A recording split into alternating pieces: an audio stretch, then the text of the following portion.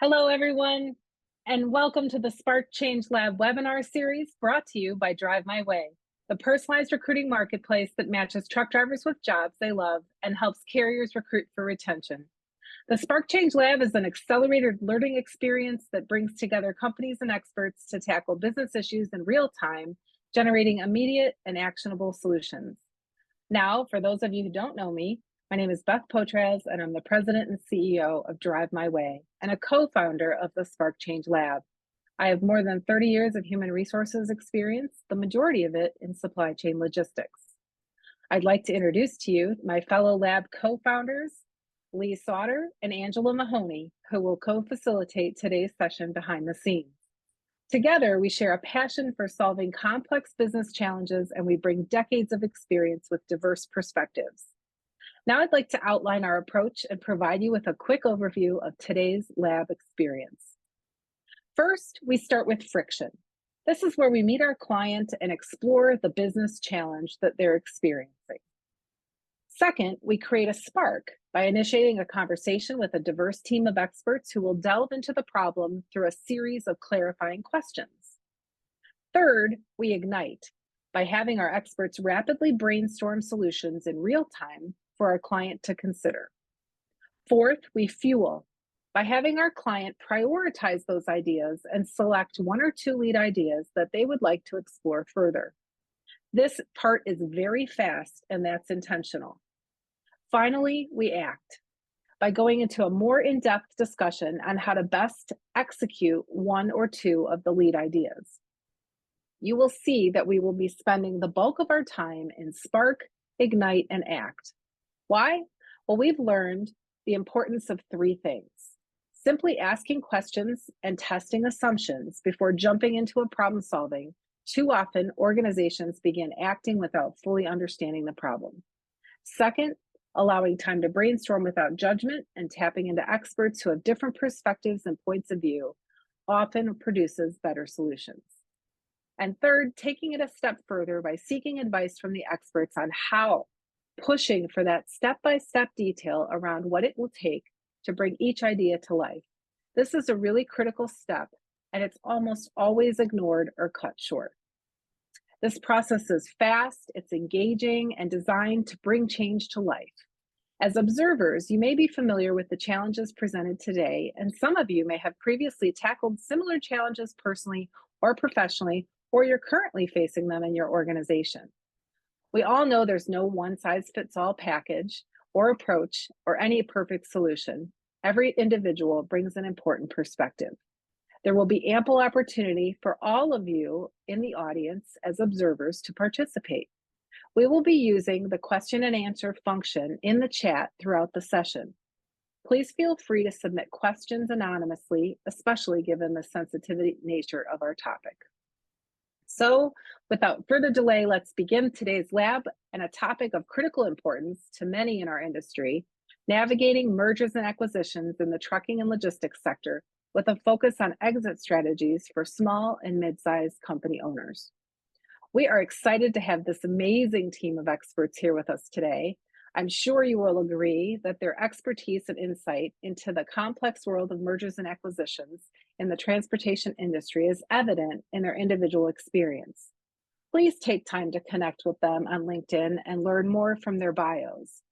Beginning in alphabetical order, I am pleased to introduce you to our panel of experts. Kevin Birch brings over 50 years of trucking industry experience and played a key role in 2017's acquisition of Jet Express by Martin Transportation Systems. His expertise spans both sides of M&A transactions in the transportation sector. Keith Klein has over 30 years experience in transportation leadership. He held various executive roles, including Chief Executive Officer for Transport America, and now advises on several board of directors. His background in finance and operations provides unique insights in valuing and preparing trucking companies for acquisition. Meg Muir is the Chief Commercial Officer at the Tenney Group. Meg specializes in facilitating sell-side engagements in the transportation industry. She also co-hosts the Industry M&A podcast, In the Hot Seat. Rebecca White serves as the EVP Strategy and Corporate Development for Keenan Advantage Group, where she has led more than 20 M&A transactions valued at over $400 million since 2017. We are extremely honored to have each of you with us today, and I want to thank you for generously sharing your time and expertise with us. Last but certainly not least, I am excited to introduce our client. Jeff Chasen is the former owner of NRX Logistics. Jeff successfully sold his last mile delivery company in 2019 after 30 years of ownership. He now shares his M&A experience with other trucking company owners considering similar transactions. Now let's dive right into the friction segment. Jeff, as someone who has successfully sold your trucking company after 3 decades of ownership, can you share with us some of the key challenges that you faced when you initially decided to explore selling your business? Sure, Beth. Hi, and thanks for having me on. Yeah, so I'm not quite sure how far back to go, but I was an independent contractor delivering home furnishings, what we now call last mile. And I did that for a while and then ended up buying the company that I worked for. This is still in the late 80s.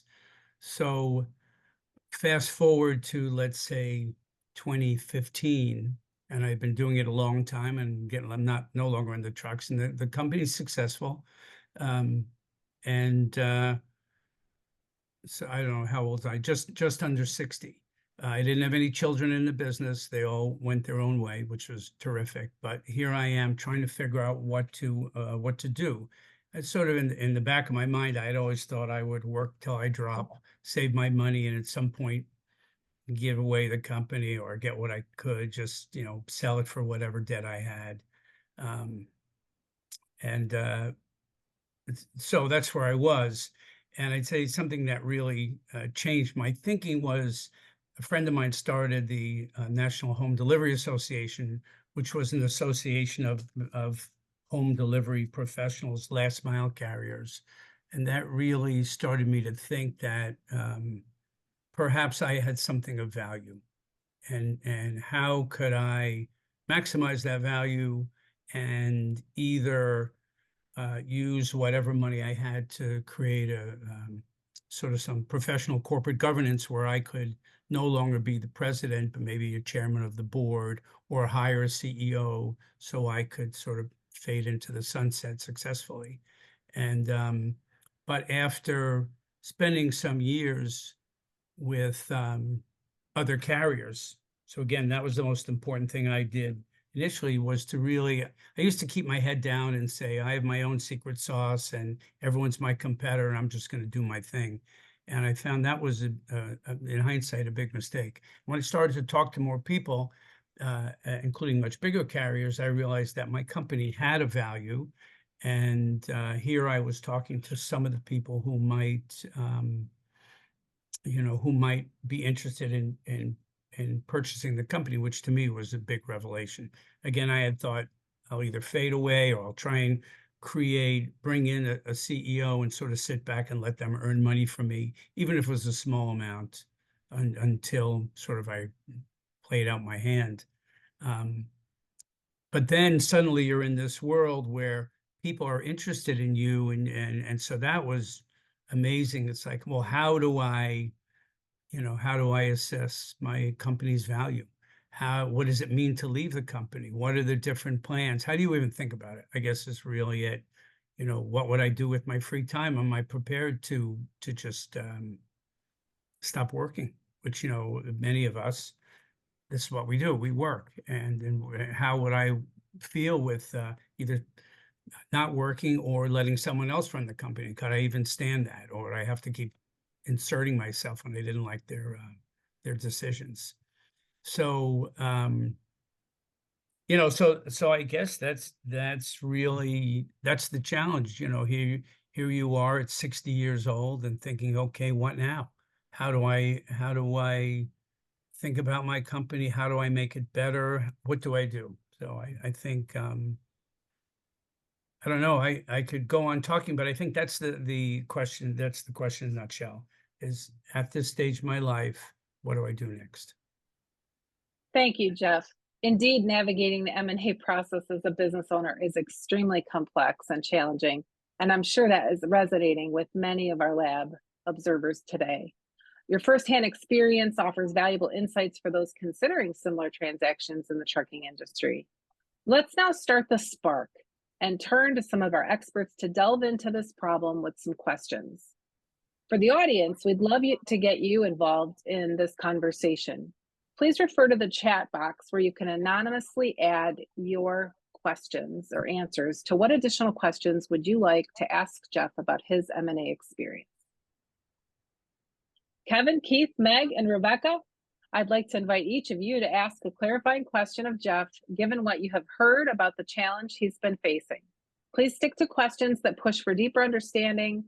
Seek to clarify what you're hearing versus jumping into solving or testing solutions. Meg, would you like to start us off here? Sure. Thanks so much. Appreciate it, Beth. Jeff, it's very nice to meet you. I'm just really curious. You're at this stage of your life where you're looking to exit. Have you thought at all about the buyer pool and the types of potential buyers that you might be most interested in selling to? As you think about, financial buyers versus strategics or other operators or competitors in the space, how did you start to think about the types of buyers that might be most appealing to you and your employees there? Well, it's a good question because I didn't really have any. I mean, I knew trucking industry, but I didn't know anything about mergers and acquisitions. And I said I kind of kept to myself, so I didn't understand the landscape. So when I started to reach out and talk to other people, the first thing I did was I talked to a couple of companies where I knew the CEO, or I had met them casually, two very big companies, actually billion-dollar companies. And I figured I would invite them up. And so they flew up to meet me. And I can only say that after two of these meetings, I felt like I had my pocket picked. You know what I mean? I told them all kinds of stuff. I was very open. Here's the size of my company. Here's what I do. And they were like, this is terrific, blah, blah, blah, blah, blah, of course. And then I never heard from them again. So I realized that, wow, I need to get a professional because I am being made a fool of, or I'm being, I don't know the right word, but I really was out of my element. I consider myself a pretty smart guy. It was pretty clear that I had no idea what I was doing. So I actually started to shop for a broker, and that was the step I took. And then that was a terrific education working with a broker. It took, do you want me to keep going? I don't know when That's to okay. stop. That's all right. We'll give a couple of the other experts an opportunity to ask clarifying questions so they can get a better understanding. I know this is a difficult topic because of the confidentiality and sensitive nature. And we certainly wouldn't be speaking directly to somebody who is in the midst of the process. We're talking to somebody who's on the other end of it. But it's you've been through a lot, and it's a lot to try to think back to where you were at that point in time. And it's been great that you've been sharing some of those things. I'm sure they're resonating with a lot of folks in the audience. Keith, Rebecca, or Kevin, did any of you have any additional clarifying questions for Jeff? Sure, I'd be happy to jump in. Jeff, I guess one of the questions and one of the things that I think about when you're doing a transaction like this is all the different competing interests, the different stakeholders involved. You've got employees, you've got maybe family members, you've got yourself as an investor in the business, and trying to prioritize what's important. How do you want to roll in the company after the transaction and those type of things? Did you find it difficult to prioritize, or did you go through a process, or what was that process like Yeah. for you in terms of prioritizing the different competing things that take place in a transaction?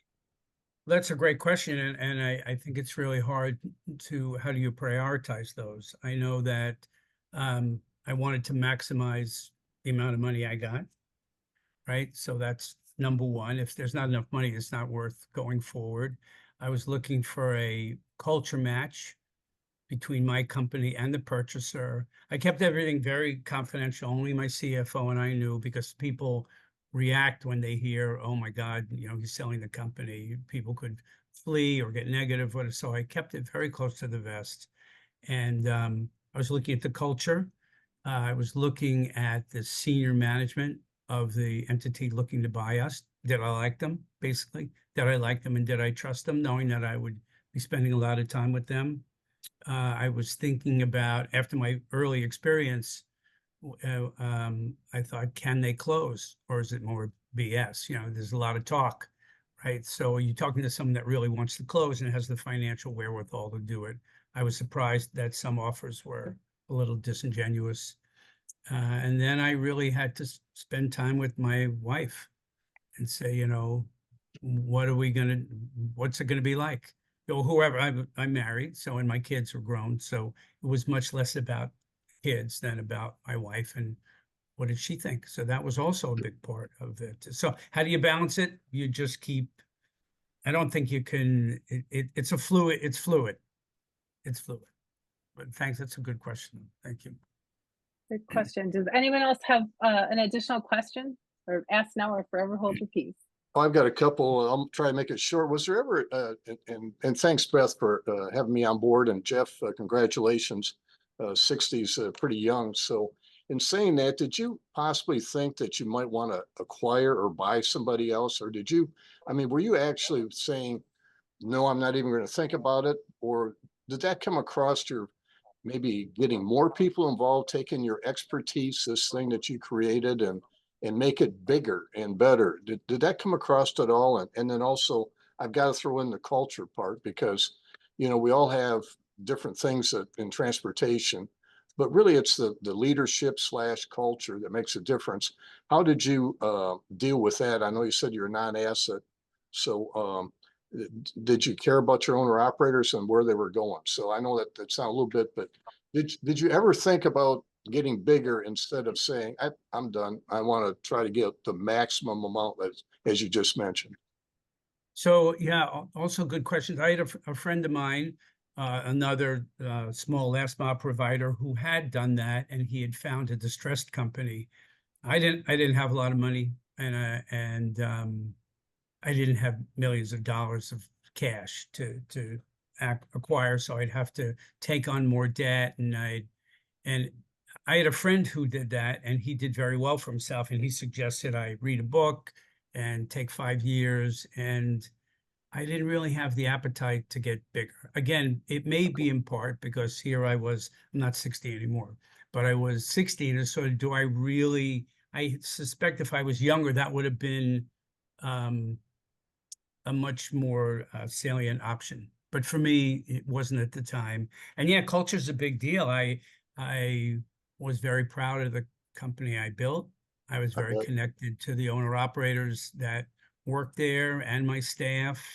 And I wanted everyone, the buyer and my staff and the owner operators, to feel like it was good for everyone, which is very hard to do. You can't make everyone happy, and that's sort of I did the best I could, trying to make everyone happy, have enough money in the sale to give everyone something, and try and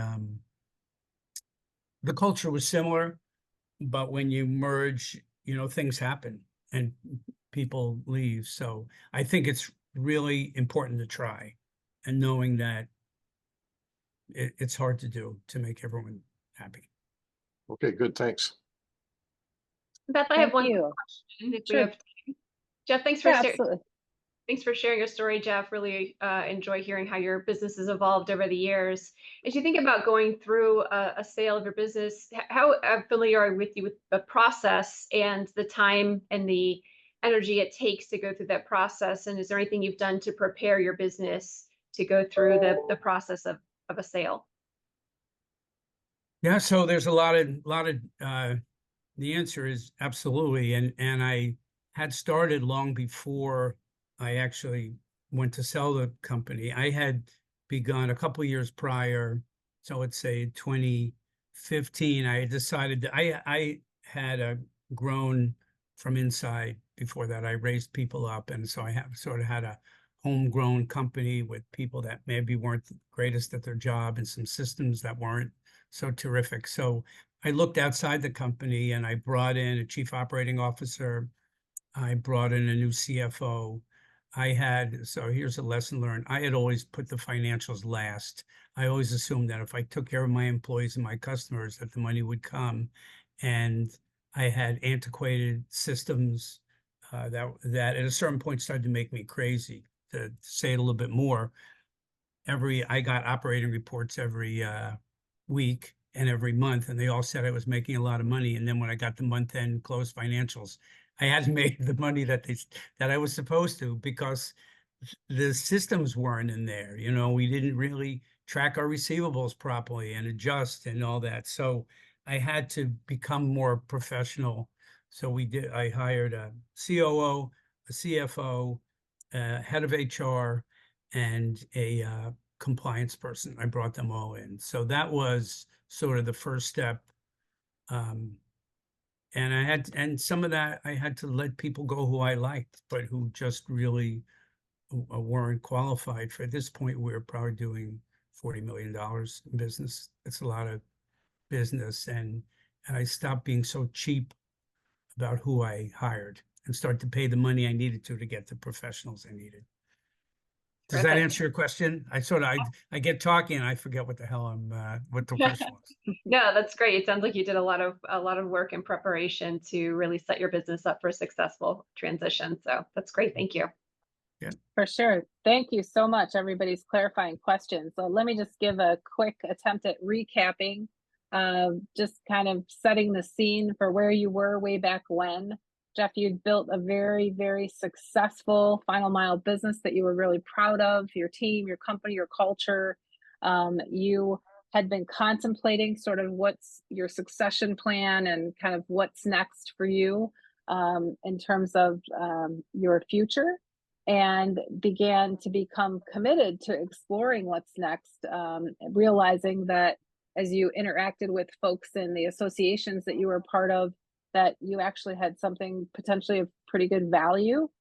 You sought the help of experts quickly, as this was a space that you were starting to navigate that you really weren't familiar with. And you realized you had a lot of things to consider when you tapped into that resource, buyer types, et cetera. And you set 3 priorities for yourself. First is has to make sense financially, has to be a good culture match, and you'll need to keep it really confidential during the process, with the right team in place to help you, guide you with all the right time and energy that it takes to get through the process. Does that sound about right? That does. And I also add that you have to be the buyer needs to be someone who can close, who actually will see it all the way through to the end. For sure. Yeah. Absolutely. All right, let's now start into the Ignite portion of our program, and we'll have our panel of experts start rapidly brainstorming some solutions for Jeff to consider.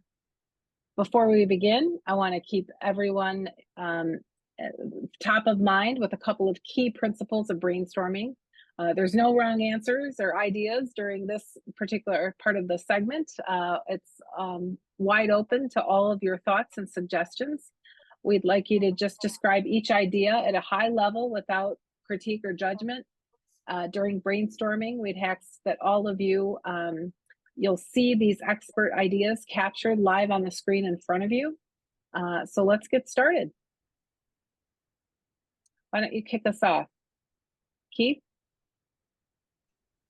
Sure. I think one idea is, making sure you consider all the different options in terms of the transactions, everything from sale of the business to potentially a sale to the employees, an ESOP program, or sale to the management team, and all the different options available.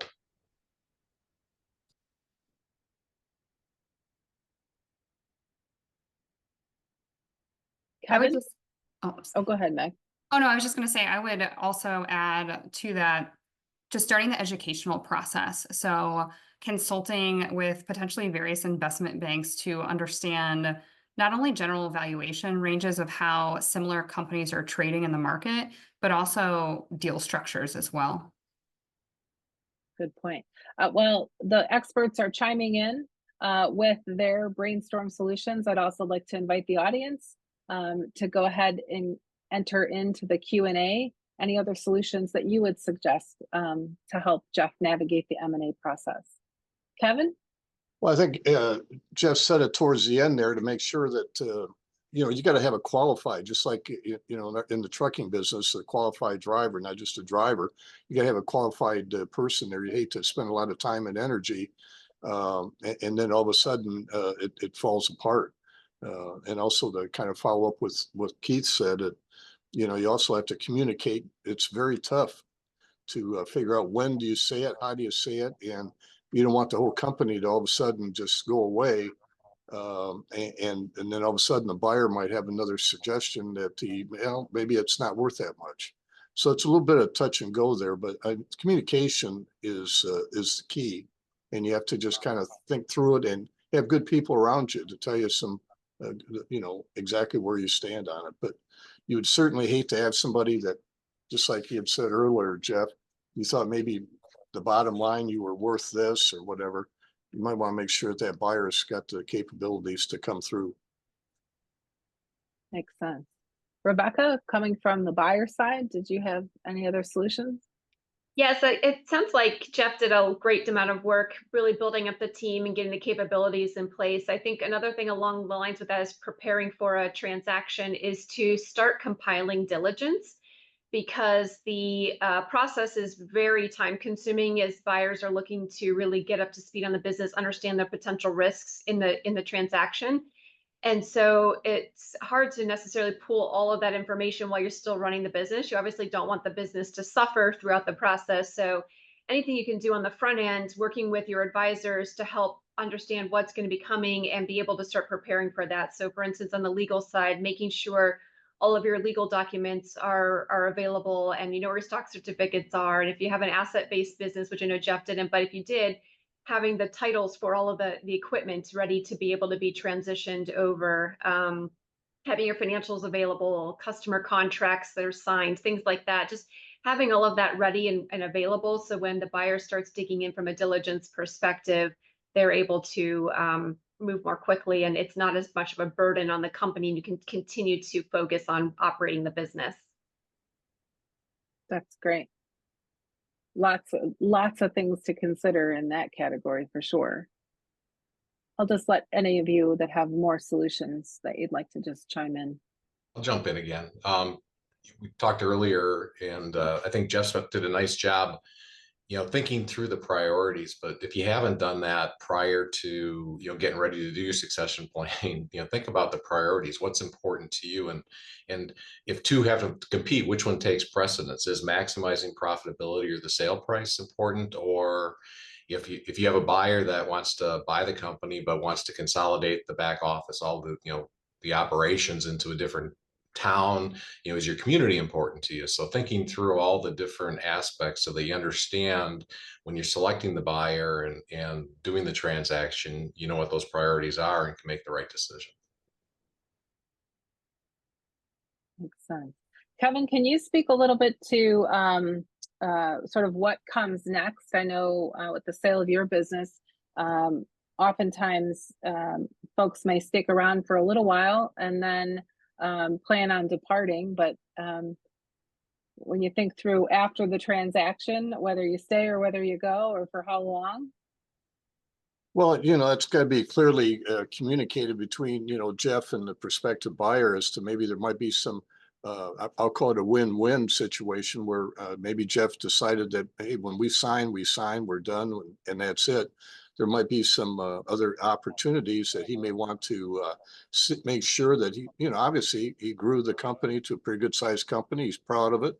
He's done a lot of due diligence, and might want to hang around for a little while just to make sure that all that he's been working so hard at and proud of is that he might want to spend a little bit more time to make sure that that's what's happening for his other owner operators. He said that the truckers are known to give back to the community.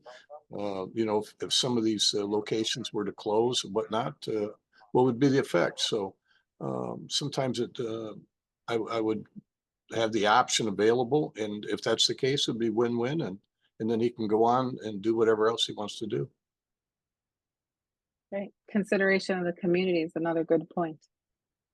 Well, there is, because, there's a lot of things, because we move America's goods and whatnot, we're involved in a lot. And a lot of people, we feed a lot of families. And not only that, but we also support the communities, if you will, whether it's through different things like Touch a Truck or job creations, workforce development, tell about the careers. So, we employ a lot of people. Absolutely. Other solutions? I would add just having management meetings. So I know Jeff mentioned that culture is just incredibly important. So as he's going through and vetting out various buyers throughout the process, we've always found a lot of great success whenever we can actually bring buyers and sellers physically together in the same room, have a meal together, get to know each other and general management styles. That's always helpful. I second that, Meg. I think it's extremely important from a cultural perspective for the companies to spend time together and really map out what an integration plan looks like, how the businesses come together and partner, and what the next steps look like, and figuring out how to share those best practices across the combined organization. Rebecca, okay, I was just really super quick, and Keith, I'll let you jump in here. Rebecca, Sure. thinking from a buyer's side, and I think it was touched on, as you're thinking about your business and all the various components and the value of the components, that may not be, the buyer may not perceive the same value on every aspect of the business. So how do you start thinking through or suggest some solutions around the matchup between what you're offering and what the buyer's perspective of that's going to be? And then when you talked about integration, some of the key things you should think through from a solution perspective on systems integrations and other things that are critical for the business. A good question. So on the valuation side, I think consulting with an advisor that can help give you a benchmark before you go to market on what your business is worth and how buyers are going to view the value of the business, I think is really important, because that can help give you a basis for when you go to market, so that you know what to expect and if it's in line with what you're expecting and what your needs are. I think that's incredibly important. On your second question regarding integration, a lot of that goes in, a lot of work goes into that, and I think it's really important all the employees are brought into the discussion and can be weighing in on the pros and cons of different types of systems integration, where the benefits come when you're working on involving those systems, integrating those systems. I think it's important to just make sure that all the parties that are going to be involved in that and affected by it are included in those discussions. So a lot of that will happen post-closing, but to the extent there's work that can be done pre-closing, if the people are involved and are aware of the transaction, it's certainly helpful to bring that forward so everyone feels comfortable with the plan going into the closing. Makes sense. Keith.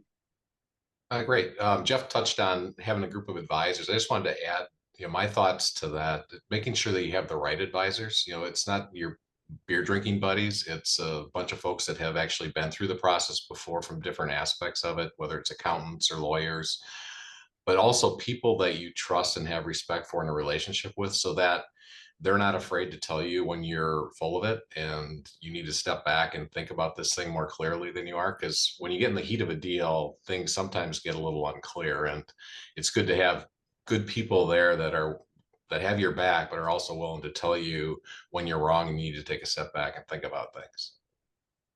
Yeah, and I would even add to that, Keith, industry specialized advisors, right? So whether it's tax and your CPA team or your investment banking team, wealth advisors, your attorneys, having that transportation and logistics practice group really helps, because they're able to identify certain nuances in our business, right, that other verticals might not experience, and also understand how deals are trading and general benchmarks within the segment. Yeah, I couldn't agree. Because if you work with an advisor that is focused on the transportation and logistics space, they will have the relationships with the buyers in the market and will have better knowledge that will relate to your business as you're going through the sale process. So I think that's extremely important, to find people with experience in the industry.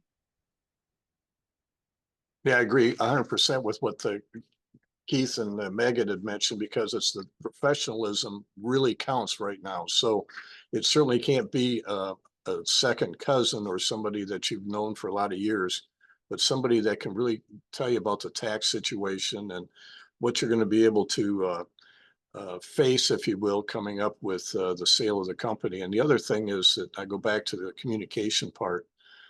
You know, people are pretty smart when it comes to these transactions, and you've got to be transparent on this. And if you had owner operators and whatnot, you'd have to just keep them posted, because you know, you can say that word, it's one word, communication, but it's another one to actually do it. So if there's a lot of things happening behind the scenes, there's certainly things that you've got to keep close to your chest. But the other thing is you have to be smart about it. But if you really care about your culture and you really care about the whole deal, you've got to communicate all the way from the higher up to the middle management to shop, if you've got a shop. And that's the key to it. You can't put a price on that. You just got to show it. Absolutely, no doubt. Okay, those are some amazing solutions. We'll get a chance to take a little bit of a deeper dive in just a second. Wanted to offer up to the audience an opportunity to chime into the chat with any additional brainstorm ideas that you have that Jeff should consider. We've had one panelist ask a question about how do you know if your sale is reasonable or if you're selling too low or too high. We'll get into that. I think Meg spoke about the importance of, you know, doing some diligence up front and looking at the market and kind of understanding a little bit more about the value of the business ahead of time, so that when you're entertaining offers or suggestions, you kind of know where you might be coming in at. And we've got some other conversation going on around culture and changes over time, especially in the instance of a private equity acquisition. So just feel free to chime in to any of those discussions as we move on. I'd like to conclude the brainstorm part of our session right now.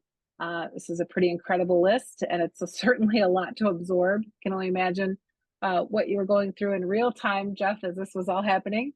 So I'd like to work to begin to process these with you a little bit. But before we start, let's allow everybody a little bit of time to gather your thoughts to work through this list.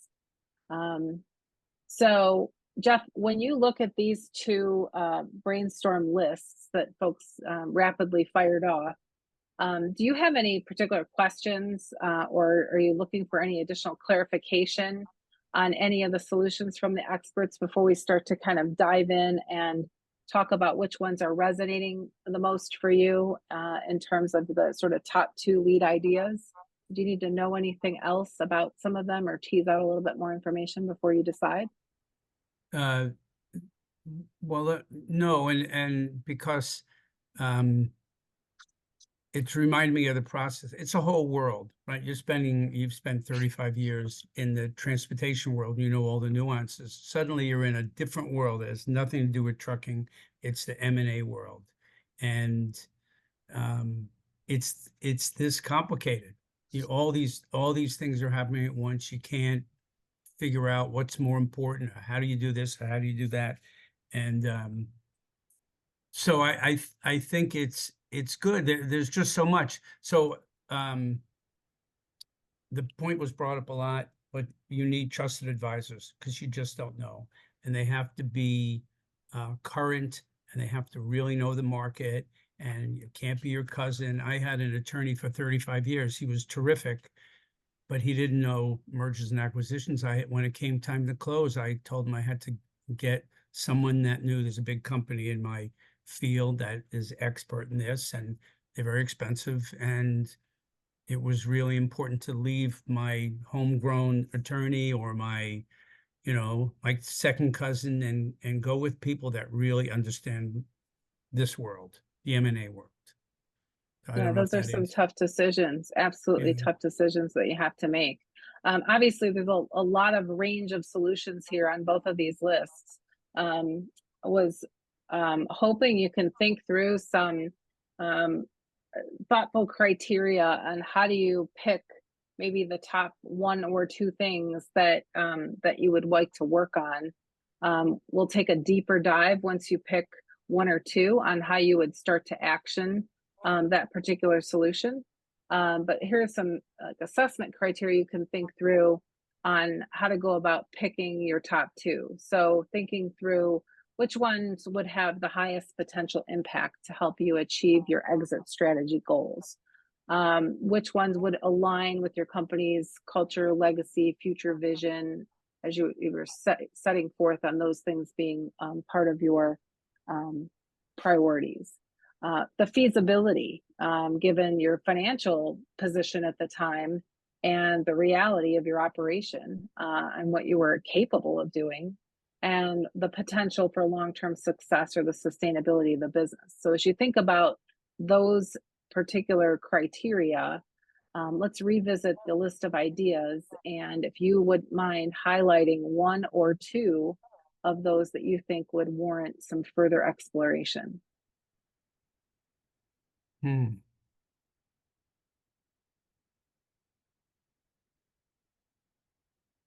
Reading through them.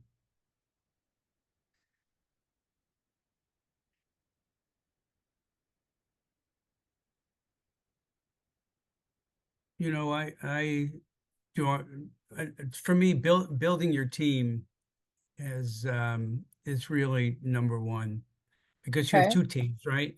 You have your operational team, and then you have your M&A team, and both of them have to be top notch and have to. So all these questions, you know, how do you know that how do you evaluate what's the value of your company, right? So what's your EBITDA? What is that even, you know, if you're like every other small business owner, you're paying your wife X and your son is doing this, and you know, somehow your car is on the books, and, well, you know, how does that affect your EBITDA? So I think you need a partner to come in and really evaluate your financials. No BS. What, you know, really, what are they worth? You need someone that's out there helping you figure out what's the best multiple, right? What are the multiples like in your industry? Are they 4x? Are they 5x? Are they 12x? You know, and if it's early in the process, maybe things that you can do to increase the multiple. You know, what steps, maybe you have to take a step back for a year or two. Someone mentioned buying another company or going after a certain line of business, or diversifying, that will increase your multiple. That's really important. In the meantime, as you're checking out all your sort of M&A questions, you have to be growing your business. You have to have some your operating people have to be doing a better and better job. And also communicating. One thing I failed to mention when we started to sort of refine the business, someone had mentioned communication. We found a very inexpensive way by posting weekly on LinkedIn to get the message out to our customers how great we were, get the message out to our employees what a cool company we were to be part of. We did give a lot back to the community, but now we're in COVID, so we're doing things. We were all considered essential services, so we were working and doing all kinds of charitable things with a two-pronged focus. One, so that our employees and our operators felt proud to be with us, to be working with us, and so that a potential buyer saw really the breadth and depth of our services and culture. I don't know if I'm Okay. answering your question. No, that's okay. I think what I heard, and I'll just, you know, challenge this. If it would have, from everything that you just said, I'm understanding your top two solutions that you'd like to dive a little bit more into. Would one be go about how you build the team, the proper team, so that you can ensure success of your deal? And two, how do you go about the process of evaluating your value and understanding the market and understanding the potential buyers and the fit piece of it?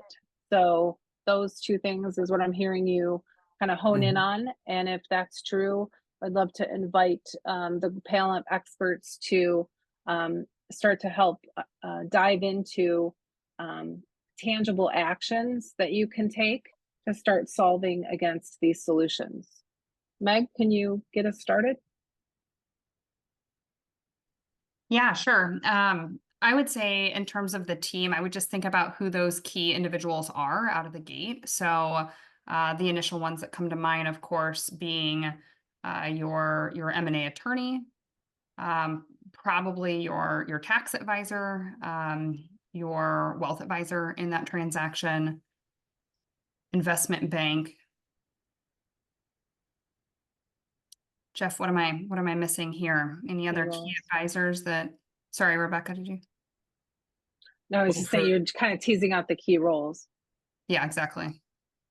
So I'd say for me, when I realized that, now I had a friend who sold his business and he studied it for years. He really became expert and did a good job. But for me, hiring a broker, I would say that the process of interviewing and hiring a broker took a long time and was worth every minute, because they can, they can hold your hand through the whole process, from evaluation to shopping for a buyer to the due diligence, which is such a drag.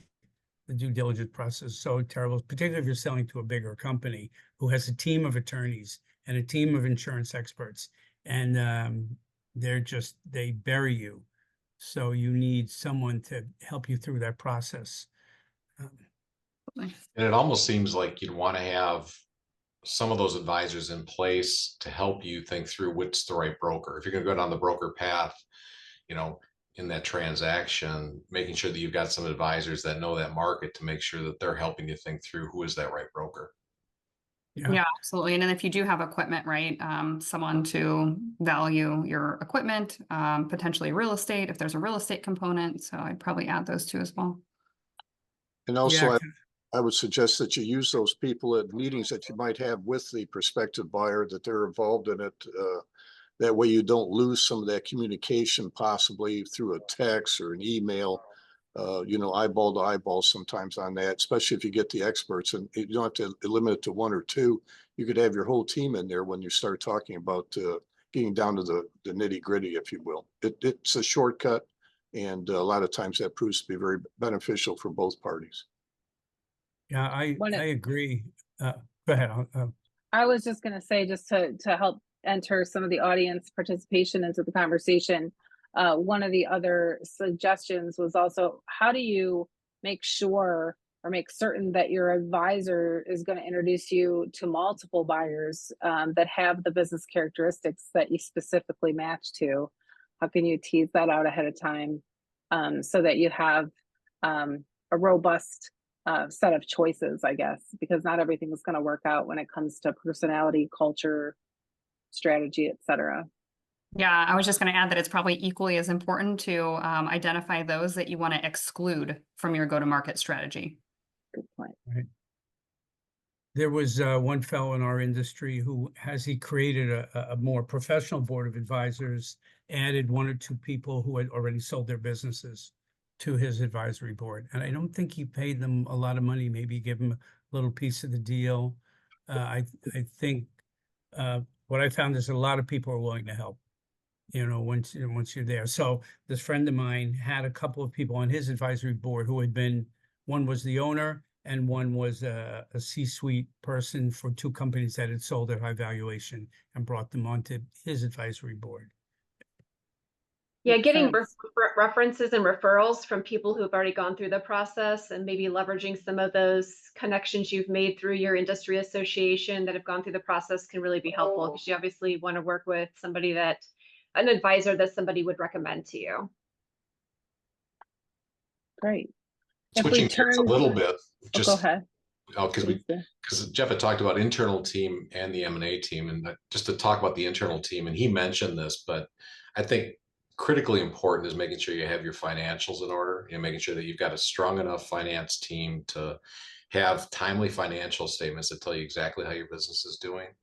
You will undersell and undervalue your business if you have poor financials, because the buyer's not going to trust the numbers, and you need the buyer to trust the numbers, and you need to understand, and your advisors need to understand exactly how the business is performing to figure out how to get maximum value. So I think that would be on the internal side, one of the areas of focus to make sure that you've got, and I consider timely financials. If you don't understand how your business performed last month, 10 days after the end of the previous month, that's not timely. So that'd be my perspective. Yeah, that's So correct. true. I, So I if we want were to to add, turn, go ahead, please I do. was just going to add to what Keith said. An additional fact is that you're going to be taking a year off from running your business because this is such a distracting and absorbing thing that your team, not only your financial team, but your operations team are really going to have to be able to run things without you. If you're a owner of a small business, you work 12-hour days and you got your fingers in everything. You got to stop that, or you'll either mess up your business or mess up the deal, or both, if you can't focus. Really good point. Really good point. All consuming process. But you were all in when you built it, and you need to be all in when you're planning for its future, it sounds like. So when you Right. seek to, the second solution that was brought up is seeking to understand the market itself and trying to gauge the value of your company and who all the potential buyers might be and where or how they might perceive the value. Any suggestions on how Jeff might go about actioning that?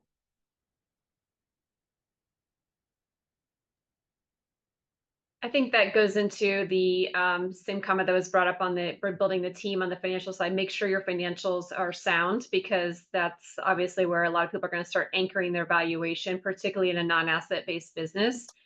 So I think making sure you have sound financials that the buyer can feel confident in is a good step towards ensuring the valuation of your business.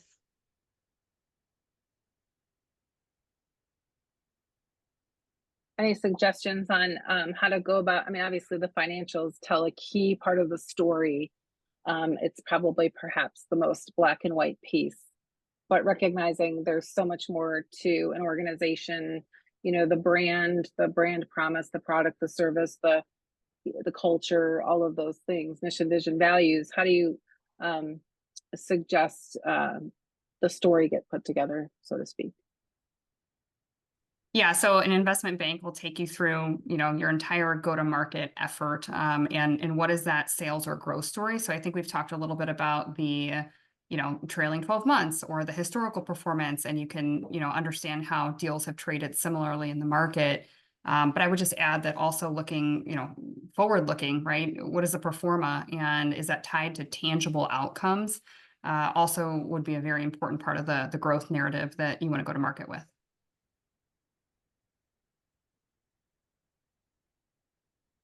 Makes sense. Starting to sound like the pressure that you go under when you start to consider selling your house and look at all of the different options of all the particular agents out there that might be willing to help, but who's the right fit for you, right, Jeff? That's right. Okay. Well, I'll appreciate everybody's input on that piece of it. For those of you observing, feel free to chime in on any ideas that you have on how Jeff might go about actioning either one of these solutions in terms of your input. And we'd like to, before we close, ask any of the experts, including you, Jeff, on being able to impart advice that you have for those of us that are observing the webinar or find ourselves contemplating this as a business owner. What advice would you give for somebody in Jeff's position? Do your due diligence. Haste makes waste. Take notes. If you think it doesn't feel right, chances are you might need to ask a few more questions and do a little bit more digging with your professional team. But by no means, this is not a race where you want to hurry up and get it done. It's the process getting to the end. Yeah, Absolutely. just to reiterate that, and Kevin touched on it, but start early. If you think you're going to need to exit or want to exit in 2 years, it's not too early to start that process. Yeah, I agree. The preparation is definitely important, because the more prepared you are, the more you can stay focused on your business and making sure that it continues to thrive during the process. Yeah, I would, I agree with everyone. You're an expert in your own business. Now you have to become an expert in the selling of your business. It takes time. It's very complicated. Be patient. Because you just don't know, you don't know that world. And look for good advisors, both professional, personal and professional. Absolutely. For those of you in the audience, what final piece of advice would you offer a trucking company owner who's considering selling their business? You know, many of you come with often different perspectives. If you want to include whether you're asset-based, non-asset-based, or any other considerations you think are important, that would be particularly helpful. Jeff, we realized that we walked you way back through this process with hindsight's 2020. If you had to pick one piece of advice that you think is the most important in retrospect here that you want to impart on everyone who's contemplating this process, what would that be? Well, I know this will sound like a shameless plug, but I took a while to pick the broker that I did, and they were phenomenal. And they helped me through every step of the way, all these things, getting my own business in shape, clearing out the BS. So the number was the number, understanding the market, and going out to many buyers. And then the process of the close was very difficult. You need someone that's going to be with you every step of the way. And so I would say, for me, finding the right broker to broker the sale was the key to success. There's Great. also all these different formats. Is it an earn out? Is it cash up front? Do you take stock? All those things too. Very complicated. Sounds simple, but it's really complicated when you get into the nitty gritty. Wow, this has been an action-packed session. There's so much to consider when you think it takes years to build a successful business, and what great care you need to take and thought in contemplating going through this process. I want to thank everyone for joining today. If you'd like to participate as a client in our next lab or have a lab come to you live, we take this on the road, so we'd love to come to your organization or your association's conference and conduct a live lab. You can find out more information on our next lab at www.sparkchangelab.com. I'd like to give a big thank you to Jeff and to all of our experts for your candor and your expertise today. It's been incredible discussion. We hope we can keep this conversation going. It's this type of open, honest, and thought-provoking conversation that's really important as folks are looking for help and needing to be able to rely on people who've already walked that path and giving them great nuggets of advice. So really appreciate everybody's time today, and we look forward to seeing you all next time.